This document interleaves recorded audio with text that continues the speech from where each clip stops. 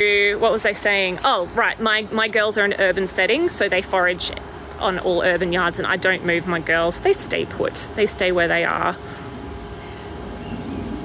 Yeah, I will be. So I wanted to do one this week, but the weather was so bad, so I need to check my other site girls. Not these ones, that's my Casper girls, but my other site I will be checking, and I'll be doing a live. So I don't sell queens, PC. I'm not a queen breeder. Yes, I would love for you to watch. So hopefully, I might even do tomorrow as well. Watch your space. I'll let you know.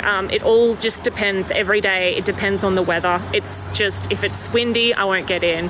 If it's raining, I won't get in. Yeah, so I'll definitely, because I love getting in and doing lives to show people how we do what we do, the queen, the babies being born. So yeah, Ash, I'll see. I'll see what day Steph's free to do it, and yeah, I'll shoot you a little personal message, and yeah, I think let's do it. What else have we got? You just have to let me know the days you work again. Send me a DM about that as well, because my mind, God help me. Yeah, just send me a DM. Yes, ants are intelligent, very intelligent, but they love attacking my bees. They love attacking my bees. Scott Smart. Is that your other account, Scott? I saw that. Just wanted to check that. Where are you, Marcy? I don't think... Are you in Queensland? Because, I mean, you can come along if you want, but I didn't think that you were in Queensland. I mean, yeah, because I'm like, if you want to come along... Oh, okay, yeah, so I'm like, girl, I'd have you come along, but yeah, Wildlife Girl at Heart, Ash is near us, right near me, so she's coming along with me. But you can watch us, 100%. She can be there, and we can do lives.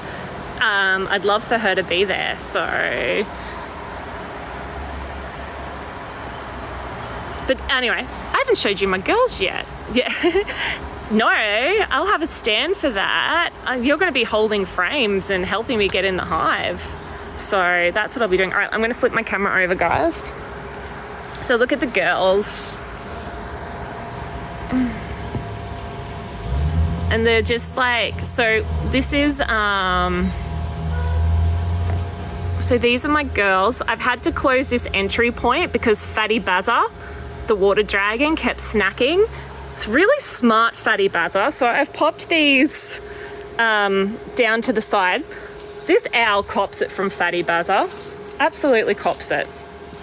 Anyway, so I've closed this entry point to try and stop Fatty Bazza from snacking. And then these are the girls. I'm going to see if, so you can see they're not, some have been bringing back some pollen sacs. I'd love for one to show you. You can see pollen sacs on the back of their legs. And that's what we call pollen sacs, and it's what they feed their bees, bee bread. And then these are the girls that are off foraging for the rest of the afternoon. Now these girls aren't as busy because they have dealt with secondary poisoning. So I have been nursing them back to health. So this here is what you call your brood box. This is where my queen is. This is where the queen lays her eggs. You never take from your brood box, okay? So this is the eggs where the queen lays her eggs. This is where the drones. This is the whole structure working of the hive. This is where you have your honey. This is what you call your super. So this is basically where we harvest our honey from. So when we rotate blankets, I talk about rotating blankets from my brood into my super.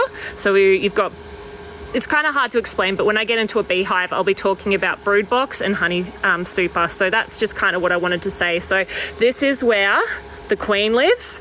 The queen has a queen excluder here, so she'll never lay eggs up in the super. So this is where you get all your honey from. So a lot of the time people go, oh, I'm so worried to eat, you know, queen babies or bee babies. No, not when you're taking from the super. Yes, they do. They are really, really stacked. And then, yeah, so if I can try and, oh, thank you for the roses, Chris. So yeah, you can see the girls are coming in. And I want to show you guys something. This is my hand right next to the hive. You can see that they're not fazed by me. They know who I am. So that's why we don't fear bees, guys. We just don't fear them. They know my scent, they know my smell. I probably wouldn't recommend anyone just go and kind of stick their hand here, spring is a good time to, so I check my hives, Marcy, basically 4 weeks, 5 weeks in summer, spring, and then a little bit less in June. I always check them every 4 to 5 weeks for pests and disease. Because I'm in Queensland, we don't really have a real hardcore winter, if that makes sense. So we can harvest all year round.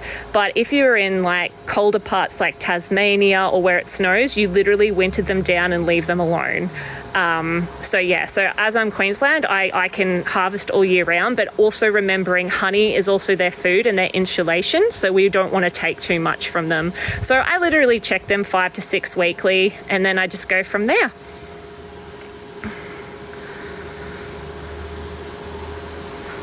So I'll show you my other girls, guys. So that's my Casper girls. And again, they've had secondary poison. And so, they've been fighting back, and I've been looking after them. And then on top of that, you've got Fatty Bazza. I'll show you my log hive as well. So these are my Tetragonula carbonaras. Flip this over. And these girls are so happy to be out as well. So this is saved from tree lopping. And look at that. Aren't these girls beautiful? So these are called Tetragonula carbonara. And I just put a little bit of wax out for them because the weather was so bad. I'm just gonna try and see if I can just tap that so it stops being, there we go. Even when I tap the screen, it still doesn't wanna, still blurry. It's really disappointing because I get really good footage. I'm gonna see if I can go like that. Nope. Oh well. How disappointing. But anyway, these are my Tetragonula carbonara girls. This log hive, I couldn't even tell you how old this log hive is. So they would be intergenerational. They could be up to 20 years old, these bees. So they're coming down to have a little bit of wax. And these are stingless bees, guys. They bite.